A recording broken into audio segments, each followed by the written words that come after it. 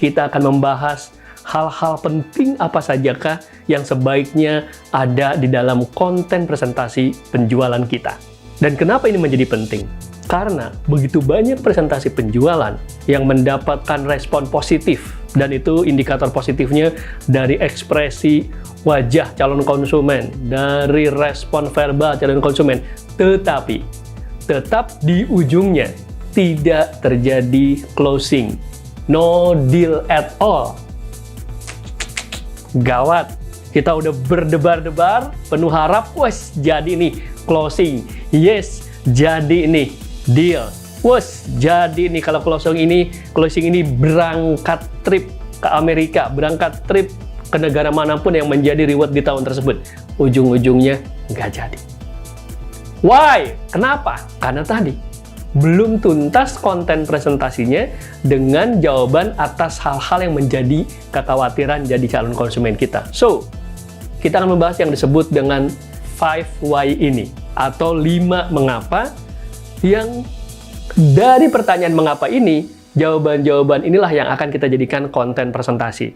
Oh ya, Excellent Sales bicara konten presentasi, ini konteksnya bisa ketika personal, one-on-one, atau dalam konteks ketika Anda mempresentasikan dalam format ke publik, ke dalam beberapa orang, atau banyak orang di ruang meeting, itu sama saja. Esensinya adalah isi kontennya. So, apa sajakah gerangan 5 why ini? Yang pertama, konten presentasi kita sebaiknya haruslah mampu menjawab pertanyaan tentang kenapa sih saya harus berubah dari tidak menggunakan produk Anda jadi menggunakan produk Anda. Ini konteksnya bisa luas, bisa jenis produknya atau kategori produknya. Contoh, ketika Anda menjual produk otomotif, mobil, maka why change adalah untuk orang-orang yang sebelumnya belum beli mobil. Kenapa sih sebaiknya Anda tuh bisa atau bahkan lebih keren kalau beli mobil sendiri? Nggak cuman pakai motor, nggak cuman nge-grab atau rental. Nah, jadi why change itu menjawab pertanyaan, yuk milikilah mobil ini. Kenapa mobil ini jadi keren kalau Anda miliki dibandingkan pilihan-pilihan yang tadi? Atau sama-sama bicara mobil, tapi sekarang lagi ngetren nih, mobil listrik. Maka ketika poin why change, kenapa sih Anda sebaiknya mulai beralih dari mobil bensin ke mobil listrik? Why change? Oke? Jadi, why change bisa konteks seperti yang tadi saya sampaikan, yang sama sekali belum pernah menggunakan kategori produk itu, atau sudah, tetapi kita mau arahkan ke produk lain yang lebih terbaru. Oke? Itu why change yang pertama. Yang kedua, ketika kita bicara why now, kenapa sebaiknya sekarang atau segera? Nah, ini untuk menjawab ketika seseorang calon konsumen mengatakan, ya adalah ntar-ntar aja Pak, kami pertimbangkan dulu, kami compare atau bahasa-bahasa lainnya. Nah, tentu kita berharap bisa terjadi close the deal. Maka why now haruslah berisi kenapa segera itu lebih menguntungkan dibanding nanti-nanti. So, jawabannya sangat beragam sekali. Yang pertama, kalau tadi contohnya adalah otomotif.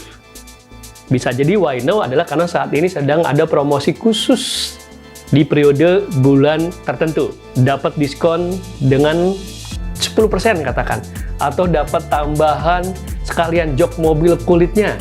Atau dapat free gadget premium. Dan ini hanya berlaku untuk bulan ini saja. Why now? Oke? Atau dalam konteks yang lain, why now adalah kalau ditunda-tunda, nanti harganya keburu naik. Bisa jadi. Contoh yang lain, buat Anda yang jual produk asuransi, kenapa mesti segera? Wah, karena kita tidak ada yang tahu kapan resiko kecelakaan mungkin bisa terjadi pada kita. Kita meninggal dunia pasti. Kalau itu bukan mungkin, tapi pasti.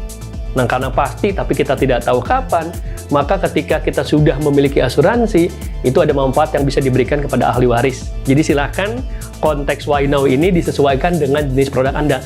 Tetapi intinya adalah wajib menjawab atas konsumen kita, kekhawatirannya untuk dia tidak lagi menunda-nunda, menyegerakan. Ya, sahabat-sahabat, berarti udah 2 poin nih kita bahas. Yang pertama tadi, why change, dan yang kedua, why now? Sekarang masuk yang ketiga. Ini makin seru nih, makin menarik. Why your industry solution?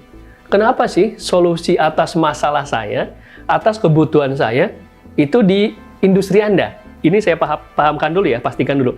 Ini belum bicara produknya, perusahaannya, ini industrinya. Contoh, industri otomotif. Industri otomotif itu berarti produknya bisa mobil atau motor. Tetapi sekarang dengan maraknya industri transportasi online atau rental, itu secara tidak langsung menjadi kompetitor loh. Misalnya, orang ngomong gini, gua ngapain beli mobil? Untuk kebutuhan transportasi saya, dan secara cost juga otomatis lebih terukur, lebih termanage, mendingan saya pakai Grab Car atau GoCar. Jadi pada saat saya butuh pergi, ada cost di situ, ada biaya. Pada saat enggak, ya tidak perlu ada cost. Dan di peran pekerjaan saya juga tidak perlu ada istilahnya bentuk prestis yang ditunjukkan dengan saya tuh pakai mobil sendiri. Nah, otomatis kan, itu menjadi kompetitor buat Anda. Karena Anda tentunya mau orang beli mobil. Contoh kedua, untuk membuat kita lebih paham. Industri perbankan konvensional. Konvensional itu berarti bicara tentang bank-bank seperti yang sudah sering kita dengar, baik BUMN maupun swasta, Mandiri, BRI, BCA, Maybank, dan nama-nama bank lainnya. Sekarang ada kompetitor mulai dari vintage atau mereka yang berbasis aplikasi dan memberikan jasa pinjaman dana dengan plafon yang cukup besar, proses aplikasi yang simpel, dan informasi tentang diterima atau ditolaknya pengajuan pinjaman kita dalam waktu yang cepat.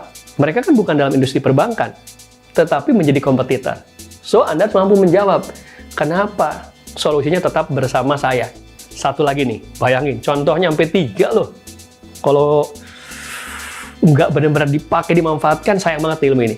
Yang ketiga adalah teman-teman yang jasa-jasa di produk-produk seperti JNE, Tiki, ya, DHL, dan brand-brand lainnya. Sekarang kan otomatis seperti GoSend. Itu kan juga menjadi kompetitor. Pertanyaannya, apakah di satu industri? Totally different.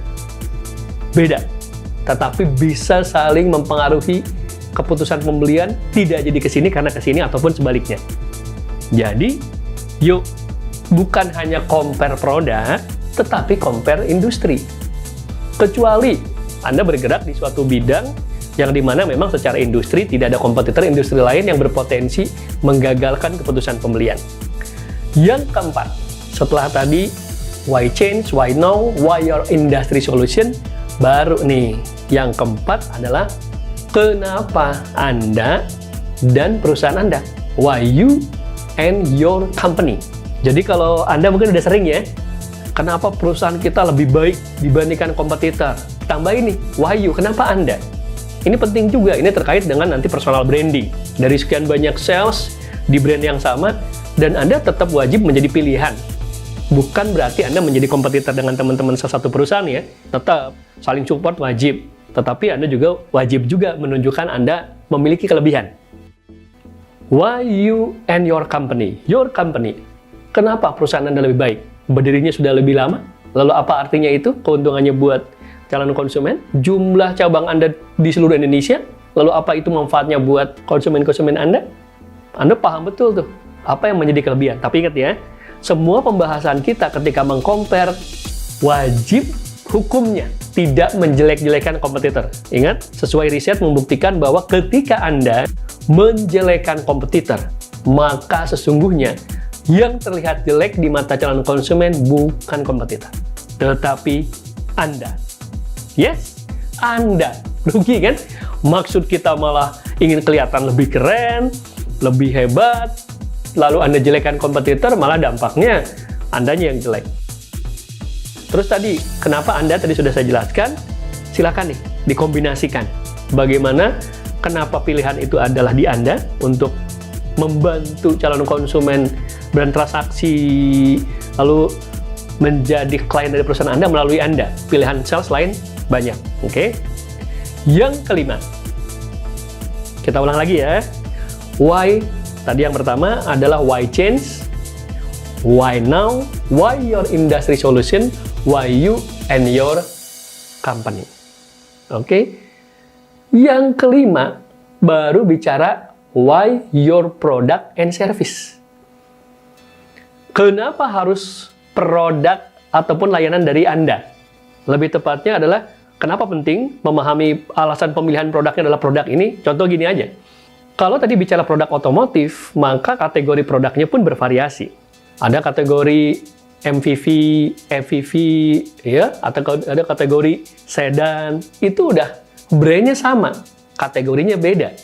Dan ketika Anda menjual lalu mampu menyarankan, menurut saya Pak, Bapak paling tepat menggunakan mobil jenis ini Pak. Karena mungkin saja merek produk satu, jenis produknya bervariasi. Contoh lah, MPV di satu brand bisa ada beberapa. Lalu Anda menyarankan, oh karena jumlah keluarga orangnya banyak, lalu Bapak tinggal di daerah yang sering kali timbul genangan air di musim hujan, maka ini adalah pilihan yang kami sarankan. Kenapa bukan pilihan yang ini? Clear kan? Jadi Anda benar-benar ketika presentasi dengan Y1 sampai dengan Y5 itu semua komprehensif. Wah, menyeluruh. Ngomongin produknya iya, dan layanannya. Ngomongin perusahaan dan Andanya yes. Ngomongin komparasi industri Anda dengan industri lain yang berpotensi menjadi kompetitor industri. Bicara tentang kenapa harus segera, nggak entar-entar aja. Lalu bicara kenapa yuk buruan. Segera gunakan produk ini. Segera bertransaksi. Nah, otomatis kalau terjawab semua, khawatir, wah saya khawatir nih, produk ini bukan produk yang tepat, saya khawatir perusahaannya salah. Terjawab semua kan? Besar kemungkinan close the deal lebih besar. Karena semua khawatiran terjawab.